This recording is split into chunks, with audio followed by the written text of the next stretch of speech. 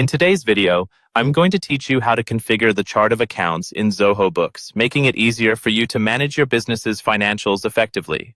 Whether you're adding a new account or tweaking an existing one, these steps will guide you through the process smoothly.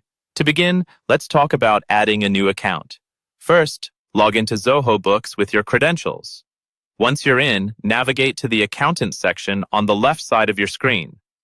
This is where the mechanics of your accounting take place. Within the Accountant section, you'll find Chart of Accounts. Go ahead and select it. In the top right corner, you'll see a button labeled Plus New Account. Click on it to start the process of setting up a new financial tracking category.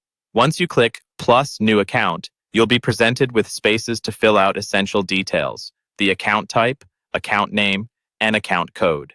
These are crucial for distinguishing your accounts, so take a moment to think about what each of these should be. The account type is particularly important as it determines where this account fits into your overall financial picture. If you have descriptions or additional notes that would be helpful, don't hesitate to add them.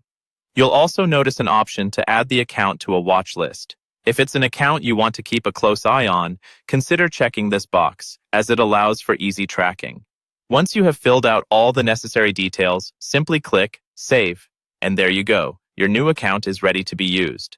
Now, let's move on to configuring existing accounts. Start in the same place, Accountant, and then Chart of Accounts. Once there, you'll see a list of all your current accounts. Locate the account you wish to change. You have two options here. You can click the gear icon next to the account, or simply click the account's name to open up its details. This will bring up a menu of actions you can perform on the account. You can edit the account by clicking the edit icon. This allows you to make any necessary changes like updating the account's name or details. When you're satisfied with your edits, remember to hit Save to apply them. If you need to remove an account, choose Delete from the More menu and confirm that you want to go through with this action. Deleting is a straightforward way to clean up accounts you no longer need. If you just want to temporarily hide an account without getting rid of it permanently, you can mark it as inactive. This is also located in the More menu under Mark as Inactive. Finally, if you ever need to change the account type, hit Edit and simply select a new type from the drop-down menu.